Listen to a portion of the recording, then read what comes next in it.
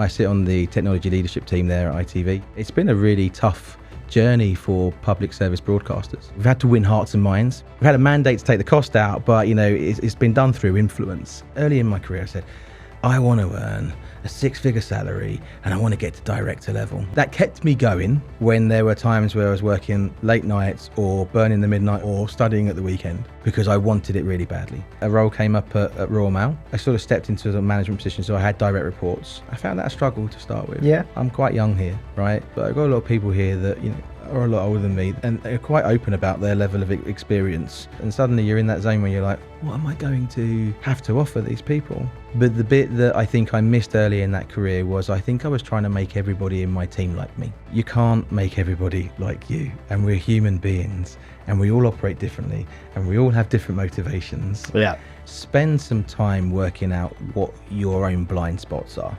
I had so many times in my career where I was just worried about getting things wrong, worried about failing. Failing is just like, your first attempt in learning. Hi, I'm Marco Marambe, Managing Director of Procurato. In this podcast series, we're spending time with procurement and supply chain leaders, and we talk about their career and how they got to the top of the chain. Join me as we go through their journeys and their tips and advice on how to get to where they've got to.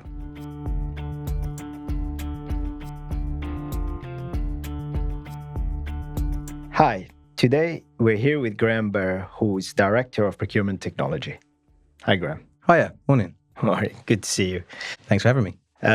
Graham, so you've seen a few of these and we've had an opportunity to have a conversation around this. If you want to go through your career and all the different aspects of how you got to where you got to, we would be, of course, loving it. So if we could start with the typical questions I always ask is, give us a bit of context of the company that you're in, your current role and what you're doing, which is really the point in time which you're now. And then we'll obviously rewind back to the past. Yeah, happy to. So good. So I currently work for ITV. So it's a really interesting company. First time I've worked in media. I've been there for the last 3 years, and the organisation is kind of not many people know, but people know it very much for Channel 3 and ITVX. That's the broadcast side of our business, but we also have a big studios business as well, which produces and creates lots of content, right? So my role, I sit on the technology leadership team there at ITV. I report to the CPO, but I also report to and mainly take steer from the chief technology officer. And my team are responsible essentially for ensuring that we get good value for money, the right goods and services for both parts of the organisation. And it's been a whirlwind ride, and it continues to be interesting. Yeah, and give us a bit of your successes. What are you proud of that you've achieved? A, as a company, what ITV has done, and maybe something recently that people might not know as much about. And B, obviously, your team directly, what you're proud of. Yeah, I mean, I think from a procurement perspective. And from what I think I've brought and what my team have brought to the organisation over the last 3 years is it's been a really tough journey for public service broadcasters. They're competing in a market where people are taking content from hugely different mediums. We all watch. I do it myself. We all watch different streaming channels at home. There's so much content out there. My kids watch all of their content from predominantly from YouTube, and that's now becoming like the lion's share of where people are consuming content from, and that's creating some heartache for public service broadcasters. They have a huge cost to operate and to meet their public service obligations, whilst trying to sort of transform and digitally transform themselves be ready for the future. And it's been no secret over the last few years that the company's been on a cost transformation journey to, not ultimately just to sort of like maintain profit, but to sort of put the money back into the organisation and give it the headroom that it needs for the investment for the future. So I suppose on that journey, what I'm really proud of is, technology is a huge spend in the organisation, and it's one that over the last 3 years we've really had to sort of go right down into the weeds, start with some zero-based budgeting, really truly unearth and have a very transparent view of the world, and to do that in a company that operates in quite a federated way. Yeah. right? So we haven't necessarily had, we've had to win hearts and minds. We haven't had we've had a mandate to take the cost out, but it's been done through influence. And so what I'm really proud of is the way that my team have delivered on that and really supported the organisation in taking out millions of pounds of costs. But the way that they've done it. Yeah. And I think the bit that really, if I want to talk about like the success, is the fact that I feel like my team are seen by our customers internally as part of their organisation. So we still hold the standards, we still report as part of a procurement function. But we still deliver this sort of procurement strategy into the sort of technology organisation. But I think that's almost like a bit of an invisibility cloak to our customers. Yeah. And I think that's the key to success. Yeah. No, that's good. And I'm sure your team will probably be. Well, I hope the customers would say that about us, but yeah. Of course. So, Graham, we typically start now talking about yourself and how you got to where you got to now. So let's start from the past. But before we even jump into that, give us a little bit of context around you as a person, who you are, and maybe answer the questions that I always ask, which is, how does your family describe you? And what do your friends say about you? This is the dangerous bit, right? Like the be vulnerable bit. Yeah. I think what my friends would say about me and my family actually is quite similar. They say I'm really jovial, a good sense of humour. Yeah. I like winding people up, particularly my kids and family members. Yeah. So I like to laugh. And I like to make memories, and I like to sort of enjoy the time that we've got together. And my wife and I are particularly quite good at sort of spending our money. We're not very good at being great procurement people at home, but Yeah. we try to enjoy. So many of us are like that. It's like the plumber has the dripping tap. Yeah. We're kind of the opposite as well. But and I think we really try sort of to live life to the full and enjoy new experiences. Yeah. I think. Not so serious Graham at home. Yeah, sometimes not so serious Graham at work either. To be fair, I think I like a good laugh and I like to have fun in what we do. So I imagine your friends think the same of you. Yeah, probably. Yeah, probably too many stories there that I probably wouldn't bring to the podcast. But yeah. Good. Give us a sense of yourself. How you got into the journey of procurement. Obviously, we had a bit of a chat before this. Not your usual kind of conventional way, I suppose, in a way, but it'd be good to hear it directly from you. Yeah, perfect. I mean, it's an interesting time in my life to actually be doing this reflection. I think I said to you that my son's just about to do his GCSEs and he's thinking about his A-levels. What to do next? And he's starting to kind of like, he's a couple of years away from thinking, well, the sort of comfort of school is no longer going to be there. Hopefully he'll be watching his dad on this at some point. Yeah, probably. Probably just to wind me up. But yeah, no. Usual. I kind of went to a grammar school in Kent. I did my A-levels. And I don't know whether many people did this, but I ended up applying for loads of university courses that actually, in hindsight now, reflecting quite a few years later, like, why did I even apply for that? It was more, I didn't really know. So doing something was better than doing nothing. Mm-hmm. And I was going to go and do some multimedia technology courses, which, the thought of that now seems just really odd. And I kind of was really enjoying sort of doing business studies and I was enjoying the subject. And I happened to be in our careers centre and saw an advert for a role at BAE Systems. So down in Kent, there's a site in Rochester and it specialises in avionics. And it looked really interesting. It was a 2-year apprenticeship. No guarantee of a job. They released to do a higher national certificate in business that they were going to pay for. Not the best salary, like a really early starting salary, but an opportunity to learn. And in that 2 years, you did a rotation. So there was 6 months in finance, in a commercial/sales role, 6 months in a project role, and 6 months in procurement. So my first experience of procurement was that 6-month stint in my 2-year apprenticeship where I was actually buying lots of commodity electronics, stuff on reels that were being used to build printed circuit boards and supporting the sort of component modules that were being put into avionic equipment. Yeah.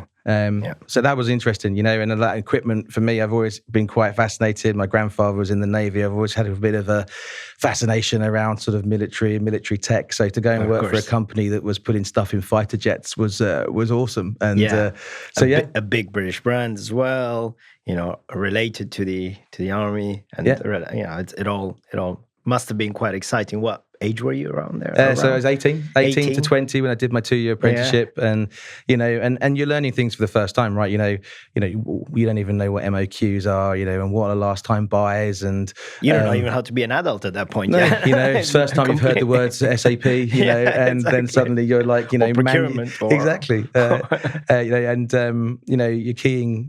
manually keying, purchase orders in for component parts that are needed for production runs. Yeah, I can imagine. So, what was? Give us a little bit of a feeling of that 18 to 20, you went in there, got into that role, new experiences. You were saying work from a work point of view. I get the sense, obviously, that we discussed this as well, that you already had some level of work experience, of course, but this was a professional thing. Your first kind of professional role. How did that adaptation go? Because a lot of our audience might be, curious around, the world of work when you first start, what skills and what adaptation one needs to have. What were the things that you noticed which were significantly different from memory, of course? Yeah. I mean, I think a while ago. I think that there's a few things that come to mind when you ask that question, actually. So the first one is that it was a path that nobody in my family had actually trodden. So, I had a great upbringing, but my dad was a painter and decorator, and my mum worked in retail, of course, and they were probably, if I'm really honest, they were quite disappointed that I probably didn't go to university, which I'll later come back and rectified. I'll tell you about in a bit. But so I think the 18-year-old in me was it was the first signs of having to sort of have a bit of self-belief and kind of cut your own path, and have a bit of self-conviction that it's the right thing to do. And that can be a little bit difficult when you're still living in a family home environment, and there's sort of those sort of social pressures and that go on there. But I kind of took the good and the values that my parents had sort of instilled in me, look, go in, hard work, always be busy, always be curious, try and go above and beyond. It was sort of like the classic mantra of my father. Yeah. And I think I was hungry for it. Yeah. I really enjoyed it. It sounds silly when I reflect on it, but I really enjoyed like wearing a suit and tie to work, kind of walking through the office and sort of feeling the part and then engaging with lots of different people. From the age of like 18 to 20, you'd be speaking to people from all different backgrounds, all different circles of life. And, working for the company that I work for, starting to speak to people all over the world. Yeah, of course. And that was just quite unique. I remember, BAE Systems was exporting a lot of its equipment to sort of countries like Turkey and Korea and America. And, that was a really interesting experience. You had to sort of learn quite quickly. Yeah. You also realise there's a lot about life that you don't know. Especially at that point. Yeah, you do, and you kind of like have those moments where you're just like learning fast, and you didn't have ChatGPT to sort of fix all these gaps in our knowledge. So, and all the markers at that point of someone starting a career must be quite interesting, because you don't know what career is going to be like. You don't know what success looks like. You just know of jobs. You just know equates to earning money, but then your parents would have instilled in you working hard and all those things, and you would have done some work yourself at that point. But all the things you mentioned are quite interesting for me around the markers of what you can relate to, wearing a nice suit, knowing that that's a successful thing, knowing that you're working in an international company, knowing that you're actually communicating with things. Those are things that you only knew about, but you hadn't experienced. So that must be quite an interesting journey as well as going through that. And any learnings that you can share with people on those topics, be it communicating internationally at that young age. I'm assuming you had to adapt quite quickly. You can't, one of the things I typically say to people is, you keep the language quite natural or neutral. You can't say things like, it's your bread and butter, because if you're in China, does it mean anything to them using that saying, Yeah, no, I think there's a lot of things like that. I think one of the things that, as you say it, came immediately to my mind was the sort of the HR manager that ultimately interviewed us and recruited us. Yeah.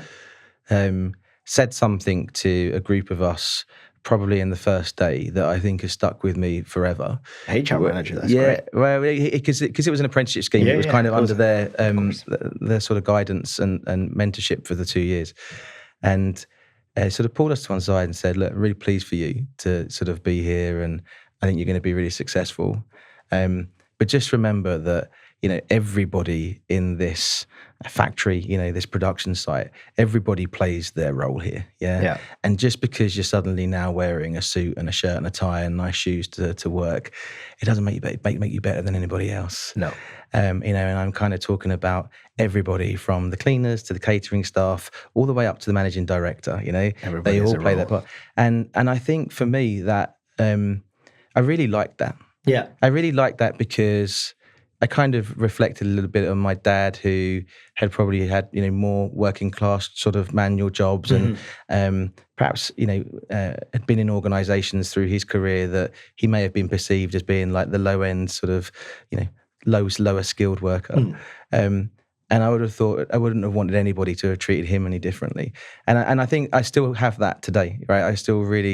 I really love that about when I go into companies, is sort of like, just get to know the people. Yeah. There's a guy at ITV that I always speak to who's always making sure that our coffee machines are tip top, and I love having a chat with him. Yeah. So I think that's a really important thing for me, because I think that really talks about who I am. Yeah.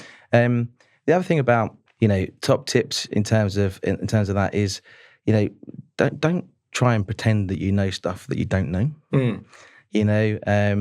And sort of be humble. Be humble and be okay to say, sorry, I've not experienced that before. Tell me a little bit more about it.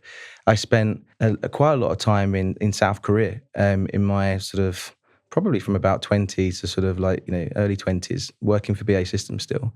That was a real learning experience, how to do business internationally, how to take customs to the negotiation table, what to sort of let go and not push on, pick up on those sort of social norms, etc. I also learned a lot about the people that I worked with. Yeah.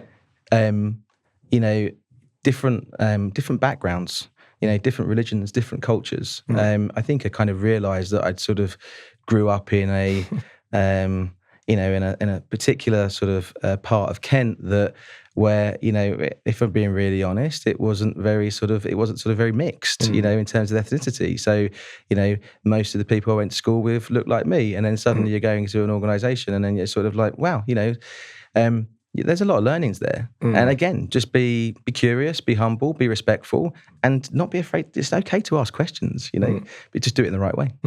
I probably found the same for myself until you traveled or until you work in an international context. The reality of seeing the multitude of ways of being, cultures, and all of that you can't really notice it until you have that exposure. So that must have been quite an eye opener, I imagine, as well. So brilliant. I had some fantastic stories. We might get onto a few, but yeah. Well, we don't mind you sharing any of these. I think there was just some fantastic negotiation experience where I was very fortunate to sit in and learn from very experienced people who had been doing the job for sort of 20, 30 years, right? And watch about how they go about the preparation for, we're talking about deals that would be lasting 30, 35 years, by the time that you build and deploy and then support something. Realizing sort of how I was on the sort of sales side at that point, in a commercial role, and you had lots of, so I was, negotiating against procurement people. Okay, on the other side, great. Which was great learning, and how the sort of the hierarchies in the organisation really played a part, and the sort of the sort of the customs. So we remember being in Seoul, and we were in a room for a whole day, and we didn't really feel like we were allowed out. And it was like, okay, we'll just sit here. It was a bit of a lock-in, and then actually you're sort of different people. One person would come in and get to the place where they wanted to get to, right. and then you'd been then met with the next level of seniority, right? Wow. And then they might sort of walk in with the sort of the CEO of the business, who happens to just be mates with a general who comes in his sort of full army regalia and sits down, and it has this kind of real power sort of trip at the table. And you're like, but again, it's about being prepared for that. And the people that I were with kind of had a strategy that was laid out for it. Yeah. And if I thought about it, I've never really thought about it, but if you didn't know that, if you didn't have that experience and the benefit of those people that have walked that walk, you just would have just gone into that, and it would have been alien, and it probably would have been a car crash. Yeah. And in your experience, and it's probably taking into context a lot of other experience you may have had, if you were to say to people going into those negotiations, what is the one standout thing that you'd recommend for anyone who's facing negotiations generally? Might be the first time, might be a more complex one, whatever it is. What are the kind of standout tips that you'd always suggest to people? Never wing it. Never wing it. Yeah. Perfect planning prevents poor performance, and I think there's been, and I think actually the key thing about it is don't just be an individual. Right, when you're often negotiating deals of, serious magnitude, serious complexity, we are often the procurement lead or the commercial lead there. And we might do a fair amount of the talking and the positioning. But actually, a lot of the time, it's the subject matter experts that really sort of probably make the deal happen. And so I think a real learning is, in terms of that preparation, it's making sure that everybody is prepared to the same level that you are prepared. Right. Okay. And make sure that everybody's really clear on, the sort of the key facts, the key narrative. Yeah. And being clear about, where we will not concede. I think it's often underestimated, but, been on lots of negotiation training courses in my career. And sometimes you go into them at work and you sort of just do things naturally. But there are those deals here where you just go back to basics, write some of this stuff down, share it, communicate it, and actually sort of really do your preparation homework with your colleagues. Yes, that's the key part. And then I think you're sort of set up for success. Yeah. But I think one other person that said to me as well, and I'll never forget it, a director that I worked for at Royal Mail, and he just said, never give away the time game. Okay, so we've all faced negotiations where we're up against it. Never give away the fact that you've got little time. Yeah, as soon as that game is given up, and people feel like the deal has to be done. Yeah. Your leverage is gone. Doesn't matter how much of a sort of the power of the buyer or the power of the customer. Yeah, that's one of the key learnings. Yeah, and in technology as well, I'm sure you've noticed that as well. It's one of the key levers that a lot of salespeople use on the quarters, the month, and all of that. And actually, you should play it back to them as well, saying, if you want this deal done quicker, we can do this. Yeah, no, 100%. But the flip side of that, when you're sort of buying technology, is also, don't be afraid to start things, years in advance. Yeah. Work out really what it's going to take to substitute that product or that service, and then add a shed load of time on top of that, and then start that project. That can be quite hard to get your customers to sort of prioritize those things way out in advance. Yeah. But if you really want the best outcomes, that's really what you need to do. Yeah. It's all in the planning. So it's planning, prepare. And actually the key thing is also prepare your colleagues. Don't just be yourself and go in there thinking you'll manage the whole room in that situation, because people can throw spanners on your side very easily if you haven't prepared. Yeah, as you were sort of talking about it, more things come to mind. But also one more thing that I'd add in there is, you don't always have to be the person that does the close. and you don't always have to be the person that does the positioning.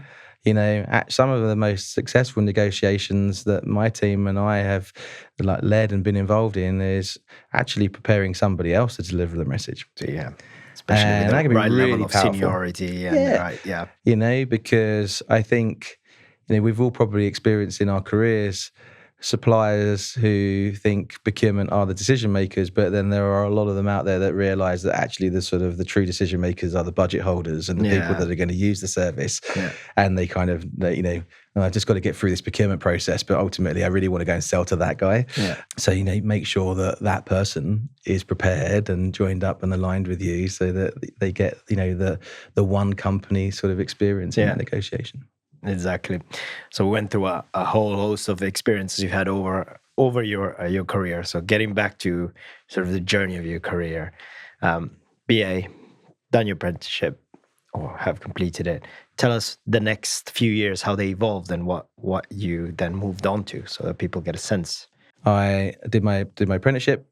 Lucky enough to get a role in the organisation. Actually went into a commercial role. So more of sort of sales, involved in tendering, lots of contract management, lots of responding to RFPs around you know, long-term airframe and avionic deals and requirements for various customers. And really grateful that the company sponsored me to do my degree, which I did at night school. So I was grateful that I didn't come out of uni with any debt.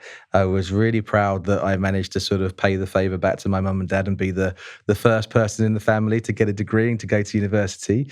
But it took me 5 years, you know, and it was hard going at times because I actually had a full-time job at that point. So I was going 2 evenings a week to the University of Kent, you know, and doing a day at work and then going to 3 hours of lectures and doing that for 3 years and then all of the coursework, and I still had dissertations and stuff to do. That was hard.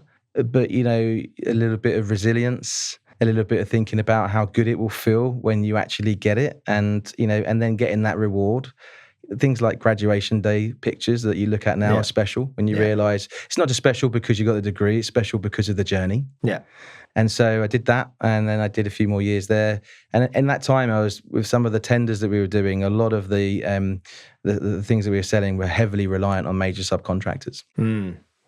And I think it was like the first real exposure that I got to sort of really bolting deals together that, you know, the customer wants you to sign up for this, but, you know, you need to make sure that your supply chain is ultimately, you know, hooked into that. And, you know, the concept of learning flow down terms and making sure that you're flowing up in your proposal and your contract was brilliant, and actually came to rely on that experience many years later when I went to Inmarsat. So I kind of did a few more years there. I think I did sort of 6-7 years at BA Systems.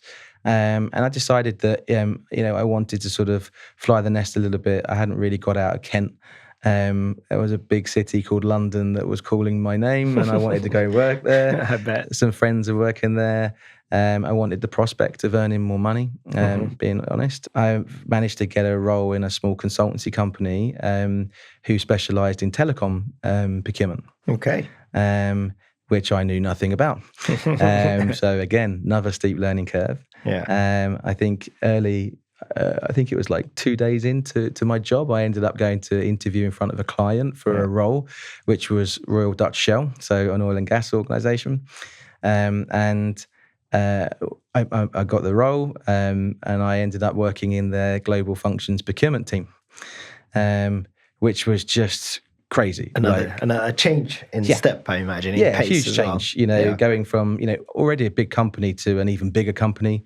400,000 people globally at the time, 2,500 people in procurement. Wow, it was massive at the time. Global function sourcing, responsible for all major categories across the world. And then there was me sort of going, okay, I'm now a telecoms buyer. This is great. You know, how do I learn this? So we did a bit of a poll, as I mentioned to you earlier on. And one of the questions that people seem to be asking us is really understanding, and this is a perfect point to ask you that question, around interviews. You know, you've moved from a 6-7 year experience at this point in time. But even taking into context all the interviews that you have been at the receiving end of, and also actually being the one who's been the interviewer. Yep. What does a good person look like in the room? Not so much on their CV. This is one of the questions that the poll has sort of suggested we should be asking to our guests is, what does a good procurement person sound, look, and feel like? What are the markers in that interview room?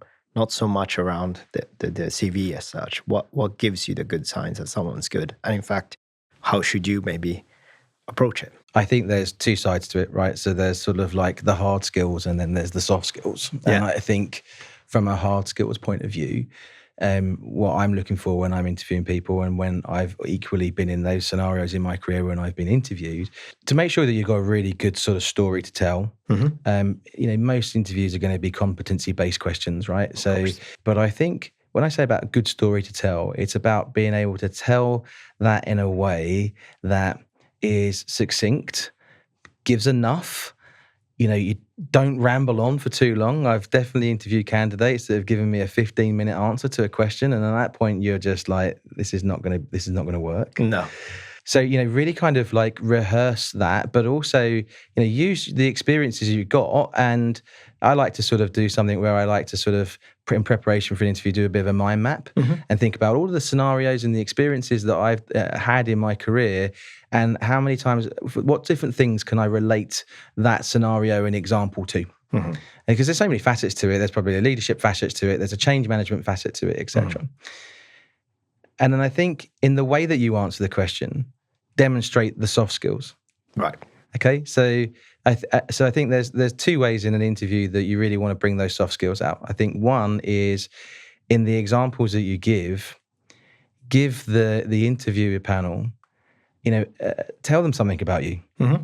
Like be a little bit vulnerable almost, like, a bit like I'm doing here. Yeah. Like, I went and worked for Shell and I didn't know anything about telecoms procurement. But what did I tell them that convinced me to give that role? I told them about the journey that I'd been on previously. Yeah. How I had learned. Yeah. Things that I had learned. How I took accountability for my own development. How I wasn't just reliant on people feeding me all the information that I needed. So I showed my proactivity, my initiative, my curiosity. And without using those words, my examples and what I told them in those stories sort of made them go, okay, well, this is a person that doesn't know everything, but I feel comfortable enough that they've got the skills that if we put them into a role where they don't know everything, in a big environment, which is quite a scary organization in terms of its size, they've got the right skills to go and navigate it. They'll work out the problem. They are a problem solver by virtue of what they've done. Yeah. So I think that's one part of the soft skills. I think the second part of the soft skills is just how you hold yourself in that room. And like, have a conversation. Don't be afraid to ask a question back. Yeah. Sometimes I think people feel like you go to an interview and I have to sit there and be asked 20 questions and then wait for the last 2 minutes and, running out of time, but anything you want to ask me, Like if a question triggers a thought that you think actually is going to help you understand the role that you're applying for, or even be able to provide a better context in the example that you're going to give, ask one back. Yeah.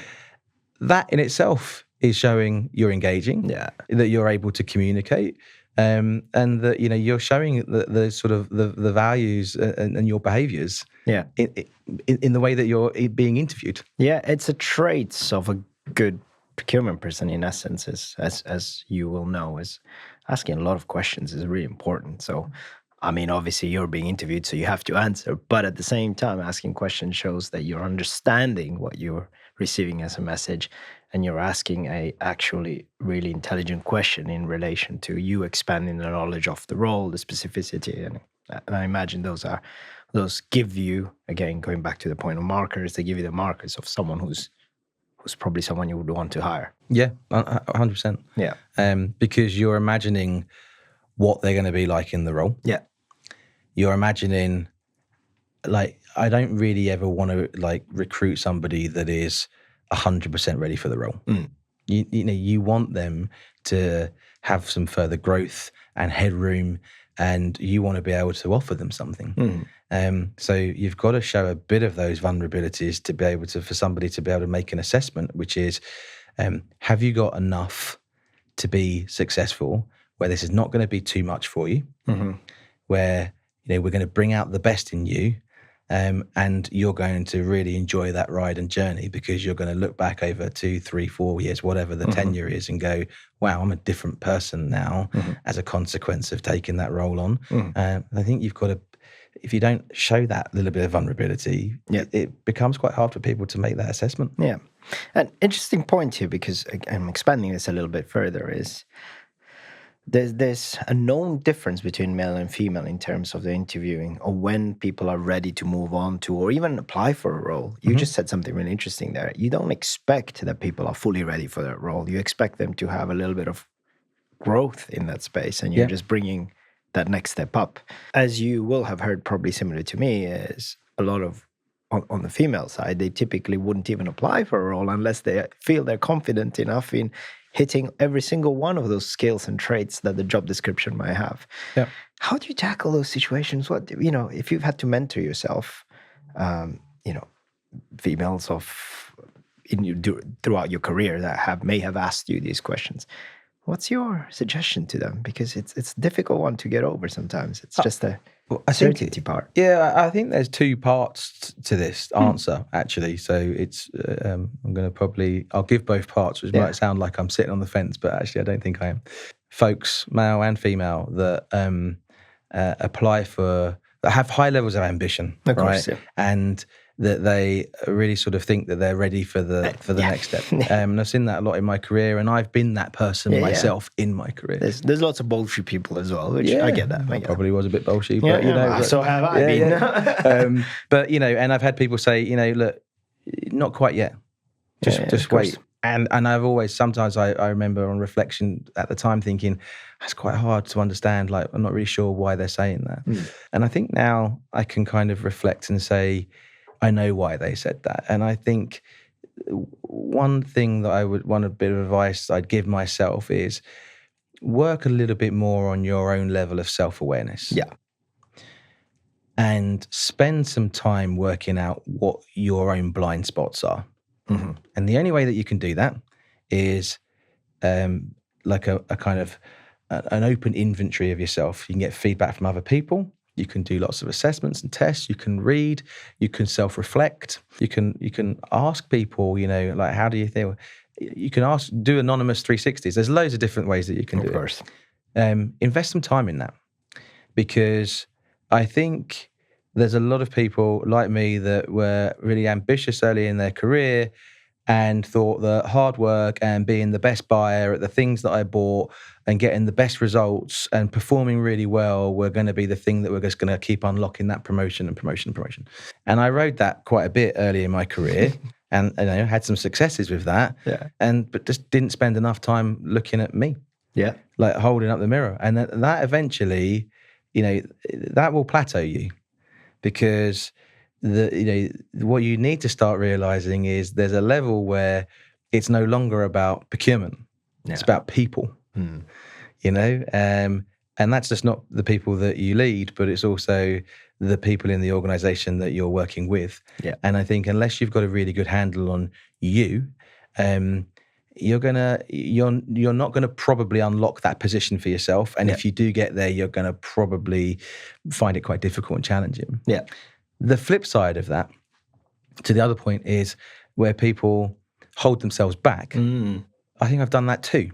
And I think there are, I don't know the research, but if you tell me the sort of like, it's more often that females do this. More often than not. What I would say to my daughter is, sort of, don't be afraid. Like, I think I had so many times in my career where I was just worried about getting things wrong, worried about failing, and there's that like acronym, isn't there? Failing is just like, your first attempt in learning, but it took me a long time. In fact, it actually took me until sort of mid-30s where I paid for my own executive coach, because I started to have a bit of a confidence crisis.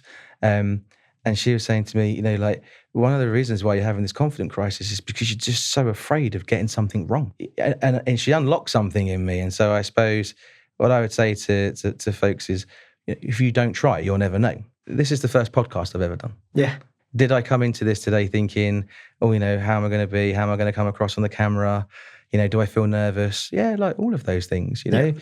But I think I've learned to realize that actually, like, what's the worst that's going to happen? Don't think about the negative thing that's going to happen. Think about like what's going to happen as a consequence of this. Yeah. And I think if people start to sort of think a little bit more like that, that's how I advise my kids and how I advise people in my team that I think aren't being ambitious enough. That's what I tell them. And the final thing is, I've had somebody recently actually who worked for me who was absolutely fantastic. She was brilliant, and she equally became a victim of her own success. And that's the other danger, where you start to get taken for granted. You become really good at what you do, and you're very good at what you do, and you've had successes in what you do. And there's some folks out there that may not necessarily have, let's say, your best interests at heart. So make sure that you put your best, you know, you make sure you understand what's good for you, make sure that you have that self-awareness to know when you're ready for it, and make sure that you don't do such a good job that it actually prevents you from moving on. Yeah. And sometimes that means going to a different organization. And I don't think be afraid of that either. Go for it, you know? Of course. And you and I both have fathers, so you know, I always use the analogy of, you know, it's like a toddler or it's like a child, you know, you only learn by doing those mistakes. Now, if you trip once, you learn you're going to trip on something. So, you know, next time you'll avoid it. So it's just, I think it kind of relates a lot to this around just the natural state of humans. And the other part, which is really interesting on what you said there, is around a lot of people do that in any career, forget procurement. They think they have to be technically the best at what they do. And I agree with that. You have to be very good. But that's like kind of a hygiene factor. Then you realize you're not a Usain Bolt. This is an actual team sport. This is not a single individual sport. That's when you have to realize for leadership, you need to take that level of saying, actually, it's more of a relay, right? So you need to be part of a team. So it's how do you influence that situation? And I think that's what, in essence, you are portraying there around, you know, learning how to develop further in the skills. Yeah, I agree. It's a marathon, not a sprint. And it's okay to ask for help.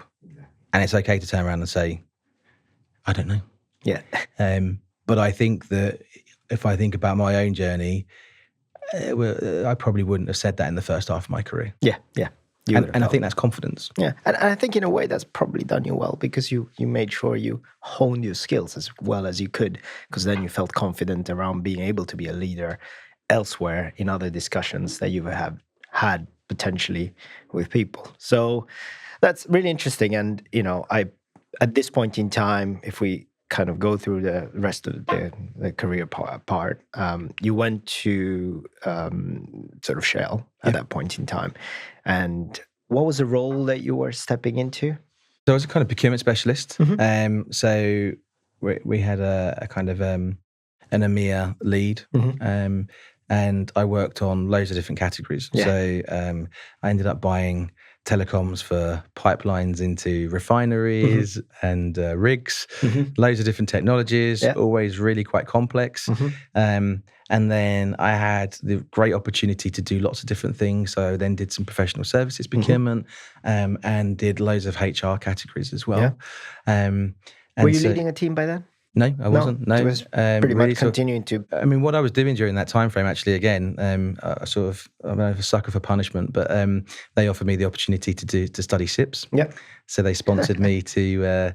I did my level 4, 5, and 6 in the 5 years that I was there. Yeah. You didn't like free time, did you? No, yeah. Really. Well, you know, it was, and I managed to just finish that just before I became a father, actually. So okay, yeah, there you go. Definitely don't like free time. It's got one thing after the other. I'll get the rewards when I'm retired. But you know, like I think I just thought it's a perfect opportunity. Yeah. You know, just say yes. You know? Of course. And you know, and actually it was quite difficult because when I say they sponsored me, they were great. They paid for my exams, they paid for my textbooks, they paid for my membership.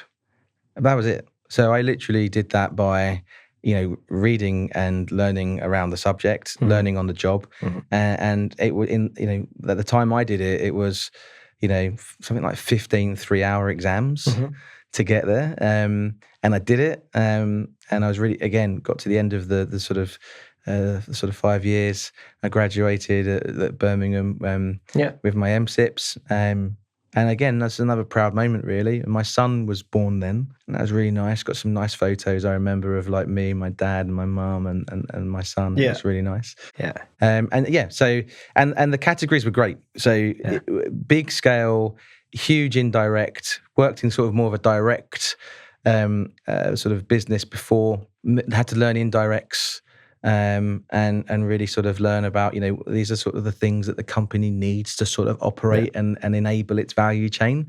And particularly the HR categories in Shell were fascinating. The learning and development, what you have to spend in the oil and gas industry to maintain your license to operate and make sure people are safe at work.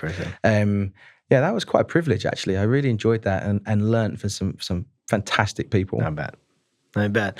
And just pausing a little bit, I can imagine that point you made around the pride around your family. I suppose the story you've been telling us now is you started on an apprenticeship scheme, but actually what you've done in parallel is learning and studying and achieving all those things that I think initially you were saying that your family were maybe disappointed that you didn't start straight into university, but actually you achieved all these things and more through it. And in fact, I was having a conversation recently with some colleagues about this, right? What is the right thing to do around university and all of that? And I think you are a testament to this, right? Where you can have a career and in parallel learn.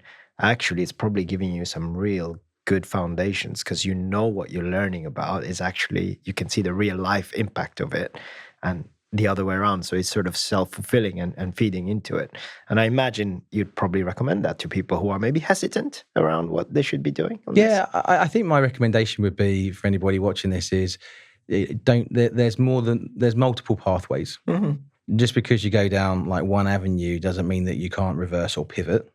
Or do things in parallel. That's right, yeah. And I think for me, I would do my same journey again in a heartbeat. Whereas some people, they want to sort of specialise in a different area. Like my son wants to probably go into sports science. You're going to have to go to university. Right? Yeah, it's fine. So I kind of think you got to sort of have a bit of a view as to where do you want to get to.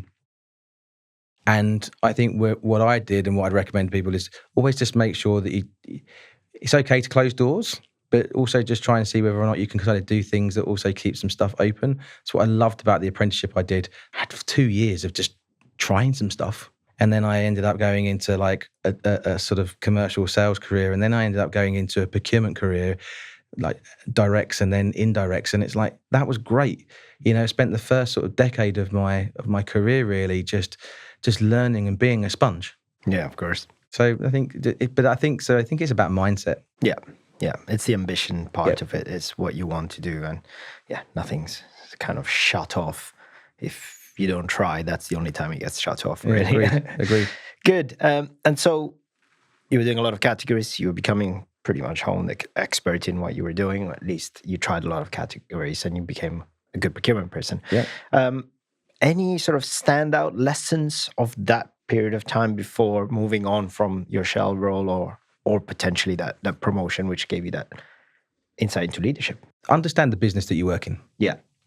So I think probably this sort of had a bit of a moment during that journey where I was just like, I was trying to do the job I was doing the best I possibly can. But I kind of, it took me a couple of years to realize actually sort of part of the formula to success here is to really sort of like really truly understand, how does this company make money? Yeah. And what's my role in that? Yeah. That's really fascinating when you do that. Actually, I got a bit addicted to that. It's probably what enabled me to, one of the drivers that maybe saw me during my career move around a little bit more, because I actually quite enjoyed learning new sectors and new businesses and what made them tick, and then how can I help that. I found that quite motivating and a great learning experience. I think the second thing that I learned in that time is just the power of your network. Inside the company and outside the company. And the fact that is quite an investment of time, and you have to be quite intentional about it. and it really sort of, in a particular company like that, Shell is renowned for, making your own career path. Lots of people have had fantastic careers there and probably would say that they've done 20 different jobs in a 20-year career, right? So that taught me some skills around how to actually just have a conversation about yourself. And I think that's something that I struggled with early in my career. Right. Like, how do you pitch yourself? People say, go networking, go do some networking, Graham, it'll be really good for you. And go, okay, well, how do you do networking? Of course. And the first few calls are really awkward and you start thinking to myself, well, what have I actually got to talk about? Yeah. And I think, like, learn the art of having a conversation. Yeah. And learn the art of, selling yourself, but not overselling yourself. That was a great learning and something that I still struggle with and still learn from every day in different ways. Yeah. You kind of take that outside of the organization, and that will really sort of serve you well in terms of just doing it in advance of actually needing it. And then when you're kind of having that kind of career moment where you're thinking, well, where do I want to go next? And how do I navigate to that next step? You kind of look at them. Actually, I know quite a lot of people. Yeah. Yeah. Again, I can ask for help. Yeah. And I think that's something I really took out of Shell. Even if it's just advice or tips or what am I strong at? What do you see the value in? And I think, what's interesting for me in procurement has always been around the type of career that procurement, and a lot of people describe it, you do a lot of things, and you probably maybe, undermine in some situations in the context of a company. But what's really interesting for me is if you look at it purely internally, and there's this complexity around how do I interact with quite senior people and all of that, procurement gives you that access. Actually, you go and speak to a lot of people from different varying levels internally. But what you shouldn't forget is also externally. In fact, sometimes you're interacting with CEOs, CFOs, because they're on the sales side. At that point in time, they're on the technical part of the sales pitch. You're actually dealing with some really senior people, both internally and externally. And at times, you might be dealing with a company which is similar size to yours and quite senior people on the other side of the negotiating table. I think there are skills that you learn there, things that you learn there, which are really quite key and interesting that people get out of that. I don't know if you agree with that. No, I do agree. And I think goes back to that kind of being able to have a conversation. Yeah. If you start doing really good networking early on in your career and start introducing yourself to people that you don't know, you start to sort of learn the art of being able to, what you do in this podcast, like ask good questions, have good conversation, right? Be engaging. And I think that is such a great soft skill to learn because you come to relying it day in, day out. And the more senior you get, as you said, you start dealing with the C-suite. One thing that, really sort of funny, isn't it? You sort of growing your career, you put a lot of these people on a pedestal, right? You think they're like there's some kind of like God, and you're going to get into their office and you're talking to them, and then the first thing it strikes you is that they actually do not have the time. Right? I've made it. I'm going to pitch this thing. It's like I've read the first 3 slides, move on to slide 4 and just get to the point. Whoa, So and they're not all like that, right? But my point is that you need to be able to know your story inside out, so that you can carve it in different ways depending on what people at that level are interested in. You need to be able to communicate it really well. A lot of the time, they're not interested in the detail. They're interested in like what the outcomes. Where are you at the moment? What's the journey that you're going on? What's the outcome? Okay, great, go away, deliver, right? So I think you learn. You learn that art of that storytelling as you sort of progress in your career, and I think the same thing applies with suppliers, right?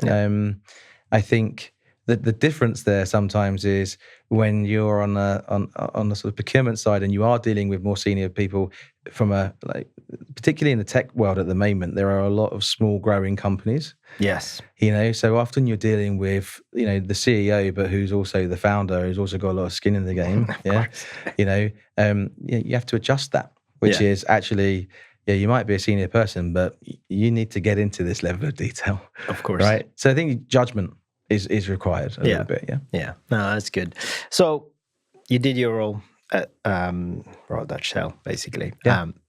tell us how you progressed onto the next. So a role came up at Royal Mail, again, another kind of well-known institution. And it was to sort of move into sort of more of a management role. So senior procurement manager for technology.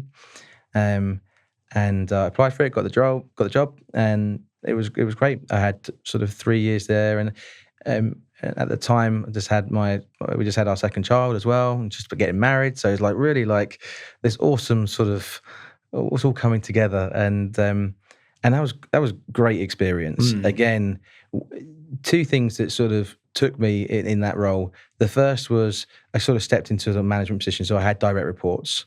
I found that a struggle to start with. Yeah. And what was the reason why you found it a struggle? Well, I think, I was sort of late 20s. Yeah. And I'd done quite a lot of work experience. I'd been working since I was 18. Yeah. But, you sort of, so I've done sort of 11 years by this point, by then, right?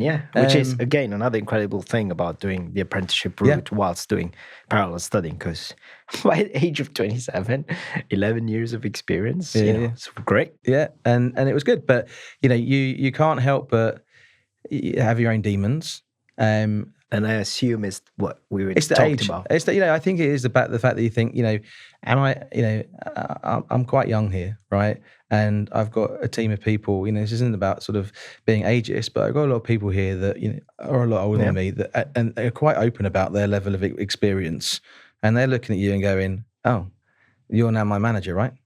And I think, on reflection, I kind of get it. I think sometimes the immediate reaction is like, what am I going to learn from you? I understand that, and that's a real challenge, I think, for anybody sort of getting into management, which is, people want to have in their roles, in their careers. I think the one thing people that really look for is just that continuous growth and development. And sometimes you get that through the job that you're doing, and but a lot of it is you get from the people that you surround yourself by. And quite often, I've had it from brilliant bosses. You learn so many things from brilliant bosses, and suddenly you're in that zone where you're like, what am I going to have to offer these people? And it's never really said. On a reflection, none of this was ever said. It was just how I was feeling. Yeah, of course. The truth of the matter is, I might have been overdoing it in my own brain. Introspectively looking, just inside in your head. Yeah. Maybe they weren't even thinking that at all. No. But that was happening to me at that time. And a little bit of a crisis of confidence. And I suspect, to what you just said earlier on, you would have therefore thought, my leadership is going to be, I'm going to be the best at doing procurement. I'm going to show everybody else that I am the best at procurement, rather than what you then realize later on. Yeah, no, I think that's totally right. I think, you go back to, it's sort of like a survival trait, isn't it? It's like, okay, well, what's got me this far, right? Okay, hard work, being a good negotiator, good communicator, building great stakeholder relationships, having clear plans, telling a clear story, right? That's what I'm going to do with my team, and it's kind of like take the cookie cutter and just keep sort of stamping it, right? And you start convincing your team, this is the way that we're going to do it. And some of them may have seen it before, and some of them might learn some new things. Hey, look, and you kind of get some successes, right? So you get some successes and you get some credibility through the successes, and your team starts to get recognized. But the bit that I think I missed early in that career was I think I was trying to make everybody in my team like me. All right. It was like, this is the cookie cutter for success, right? You're not doing it right. You're going to be like me. And I think through that role, and I left Royal Mail and went on to I did a sideways move, which again, I just would recommend to anybody in their career, right? Just keep learning, right? Did a sideways move into British Telecom, and then I got promoted there and I got a bigger team. And I think that was probably the period of my career where I learned the most about, becoming a manager. And I don't think I realized that until after I left both those jobs. Right? You actually moved to being a leader at that point. Because you have that sort of, there's a moment where you kind of start realizing that, you can't make everybody like you, and we're human beings, and we all operate differently, and we all have different motivations. Yeah. And we all have different skills and different strengths. And I think I go back to that kind of, you asked that question earlier on around, sort of ambitious people. That was just, again, at the time, that was a blind spot of mine. I don't think you're ready for that next level yet. Well, why not? We're smashing it. We've got these amazing results, Everybody's happy, aren't they? Are you happy? And I think it's kind of, that blind spot was, again, just trying to sort of make it to conform everybody a little bit to a certain style and not play people to their strengths. And I also think the learning that I had there was, I think the narrative that I had was, and I think the narrative and I think the reputation was around what I was doing as a overperforming manager rather than what my team was doing, and I was leading them through that. Leadership and And management. I just didn't realise it. No. And it came much later in my career, actually, sort of mid sort of 30s, perhaps a bit too late, really, where, maybe a bit earlier, we start realising, actually, that's not the way to be. Yeah, of course. And I think personal impacts have a part to play in that. So let's open that, what, this is one topic I really like discussing, because a career aligns itself with personal life. Nobody Totally agree. finishes a whole career and goes, I wish I did more work. There would have been a lot of stuff that you did personally as well. How did you manage, and particularly in your case, you love being busy all the time, working hours after working hours and all of that. What's your biggest tip for people, and what are the things, maybe with an anecdote of a situation of how to balance that life and work in a way that you're still achieving success in both? I suppose the interesting part for me around my story is that when I was quite young, I set myself some quite clear goals, right? We weren't a particularly wealthy family, but we were loved and looked after. And I remember growing up thinking, a lot of my friends have got different things, They've got the sort of style of shoes that I would really like and that. And so, and I had some friends, and I sort of saw their parents and the roles that they were doing. It was quite different to sort of my family. And early in my career, I said, I want to earn a 6-figure salary and I want to get to director level, right? I was kind of like, and I said that, I think I remember saying that at about 13, 14. Wow. Right? Oh, definitely. And that ambition, that drive was in me somewhere during my career. And I think that kept me going when there were times where I was working late nights or burning the midnight oil or studying at the weekend because I wanted it really badly. And you know what? I think on reflection, I don't think that's a bad thing. So I'd say to anybody, if you really want it, don't let anybody tell you that you can't. No. Or don't let your background or your environment or your social circles influence it. If it's something that you really want to go and do, you can go and do it. And that's what I tell my kids, right? So I had that. And then I kind of, during that journey, I ended up becoming a father. And then I kind of early 30s, moved out of BT and I went to work for Inmarsat. And, just this, I lost my father to cancer. And I saw the impact that had on my family, and caring for him. And I remember just having a whole year of just thinking, wow, I just spent my whole, career focusing on a job title and a salary and the things that gave me in my life. And it was really materialistic. And I just think that there was just this sort of really inflection point of actually, I was there for my kids. I tried not to miss sports days and assemblies and stuff, but it's actually what's really important. Yeah. This is a great journey. I've enjoyed my career and I'm looking forward to where it goes next, but it's not my everything. And I think that's a real grounding moment in my life, which is don't lose sight of who you are. Understand yourself, understand what's really important in your life. Yeah. Who's going to be there? Who, on your you probably hear the analogy on your dying, on your deathbed. Who's going to be there? What are the memories you're going to think about? It's not going to be the project or the meeting that you were doing. No. And I kind of forgotten that. And then I think a few years later, I tragically lost my sister as well and went through quite a lot of grief. And, on reflection, you realise you learn a lot about yourself in those moments. Resilience, your leadership shadow. I had people working for me and I was going through a bit of a tough time. And I often refer to it as the Clark Kent moment. You used to go through the spinning door and think, okay, my head's not in great. Yeah, exactly. But when I go through the turnstile, I'm going to have to be the boss. Yeah. And I'm going to have to go in and be me. Yeah. Chipper, chirpy, morning everybody, how you doing, right? Because if I don't, that's going to have an impact on everybody. Yeah. That I think was the point which started to make me realise about, the difference between sort of like leadership and management. It's about who I was. I knew myself better. I learned a lot about myself. And as a consequence of that, I actually started to learn more about the people that worked with me and for me. And then started to think about them in a very different vein. What motivates them? Yes. How am I going to get the best out of them? Are they having that Clark Kent moment? Yeah. And I think that had a real profound effect. Yeah, and that's how you start opening the leadership part of it, which is exactly what I suppose you started noticing and realizing, having had those grievances, of course, in your life and losses. You learn the human side of things as well, which actually probably fuels even more your capability of understanding how do you get the best out of people, how do you work as well as a good 100%. leader. That's really great.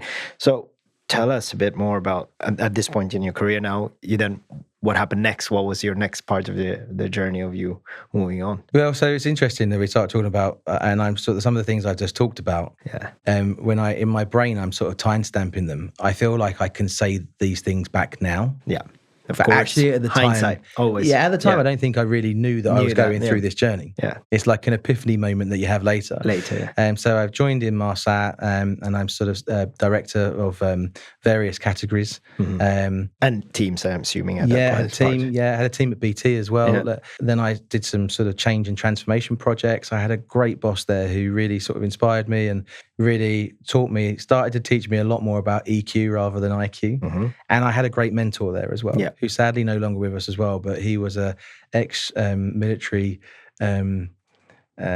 colonel, and he was one of the presidents of our business units. And I had this, my boss and my mentor were sort of talking to me about, you need to start thinking about sort of doing some real leadership development. Yeah. And I did ILM, Institute of Leadership and Management. I did some courses there.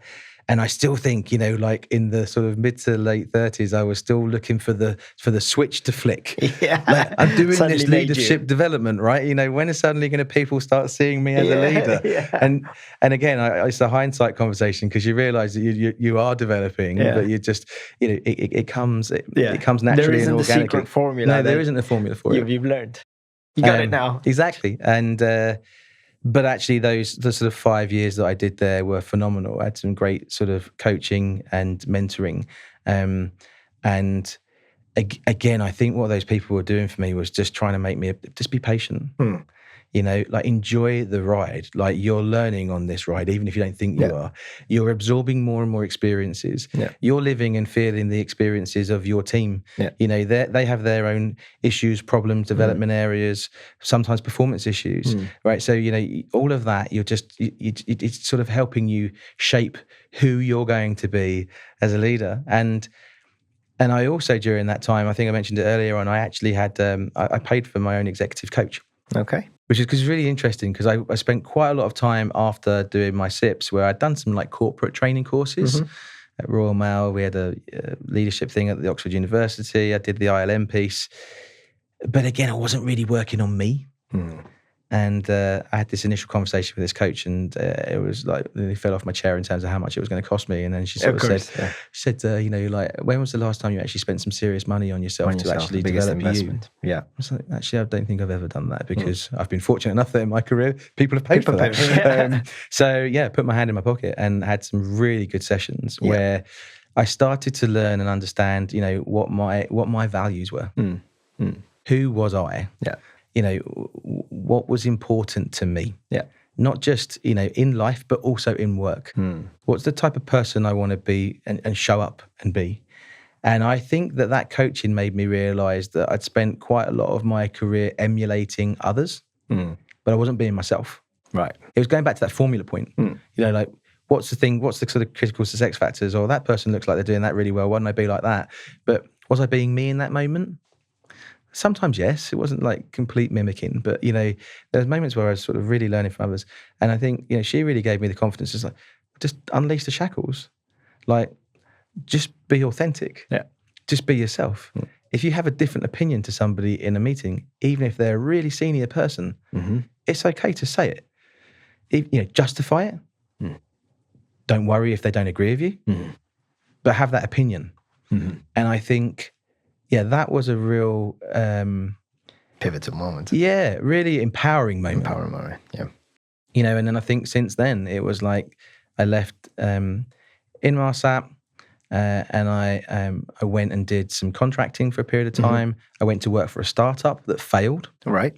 I really wanted to go. I literally was the procurement person number one. I think I was about number 90 in the company. It was a new social media startup. Okay. And it was like, great. So, what's the procurement function? Is like, well, there isn't one. You are it. Yeah. Go back to bank statements and then help us think about maybe an early ERP implementation and help some of these people that are basically spending far too much money because we're not even earning any money yet. Of course. As all startups. It was great. And I think just going through the journey that I'd been on, it was like just fascinating to do something just completely different, quite scary. And I no longer feared that ride.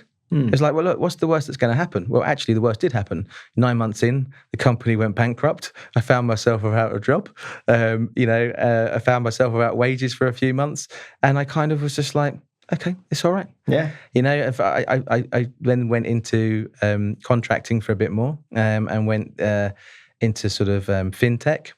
And I helped a company I went kind of full circle because I went and helped a company that was BA Systems who was selling off part of its division. And so I ended up back at BA Systems and I had colleagues from early in my career finding me on Slack and saying, oh my God, your name's just popped up, and I had some good conversations there. Yeah. But I helped that kind of set up a new procurement function in a spin-off and transitioned. I was part of a procurement team, but there was the contractor that was going with the sale. Yeah. Everybody remained. Yeah. So I was the conduit between the old business and starting afresh in the new business. Yeah. Fantastic experience. Really enjoyed that. Worked with some great people. And then that led me to after that, I got a role came up at ITV. Yeah. And what I take from that is to become successful, be comfortable in the uncomfortable, really, in essence, because that's what you sort of adapted yourself to in a lot of those situations as things change, startups and all those things which you have done. So, yeah, I would say that's what came across. Yeah, I think, 100%. Don't worry about the worst thing that's going to happen. Just go with it. Rely on the skills that you learn along the way. Yeah. When I went into ITV, I didn't know anything about media. Yeah. But by that time, I'd done sort of nearly 25 years, just a little bit less of significant commercial and procurement roles in lots of different companies, and I'd learned lots of different things. Pick the best of breed around leadership styles or things that went well in your past, the sort of great practices and processes that you sort of think could be really well accommodated. Yeah. And actually, one of the things that I learned by doing that and going through that kind of be comfortable being uncomfortable journey, which I think continues, and I think continues for all of us. Yeah, of course. Is when you do some of that stuff, you can actually be seen as quite a bit of an innovator because you're bringing stuff to the table that other people have never done before. No. And if you get some great stakeholders and you sort of influence them and they go, yeah, you know what? If you've got like-minded people that say, yeah, what's the worst that can happen? Let's give this a try. Yeah. Well, we've done some great experiments at ITV of stuff that they've never done before, and have had some really good results. So, yeah. That's good. So thanks for that. It was really fascinating. So to close this off, we always ask the last question around anyone watching this and who wants to reach out and speak to you or whatever they want to kind of communicate. If they were to interact with you and potentially come to work for you as part of your team, what would they gain out of working for you? Honesty. Yep. And my time. I think, thinking about today and preparing for today, it's made me quite reflective around one of the great people that I worked for and learnt from were completely unselfish with their time. Yeah. And they were happy it was an investment. And that takes quite a lot, particularly in today's world where people are really busy. And I think one of the things I like to do, I'm actually mentoring somebody at ITV. I love to give her my time. Yeah. I get loads out of it myself. Of course. But I do think it's a bit of like a pay it forward. Okay. The other thing that I'd say to people if they wanted that is just like, what do you want to get out of it? Yeah. Don't do the formula bit, which is, I've got some advice from somebody that says I should probably network and get a mentor and do all this stuff. And it's like, do it because it's right for you. It's going to help you in your journey, and do it authentically. Don't just go and do it and tick a box, because there's nothing worse than sort of sitting there and realizing that the person that's actually asked for your time doesn't really know what they want. Yeah. Doesn't really know what they want to get out of it. Yeah. So yeah, I think that'd be the advice I'd give. Perfect. Good. Thank you for your time. That was fascinating. Brilliant. Really Great. enjoyed it. Thanks very much. In this series, we have been very fortunate to bring to the fore the stories of some of the great procurement and supply chain leaders. If you feel like you have a great story to share with us, do reach out, as we'd love to share your story with everyone in the community.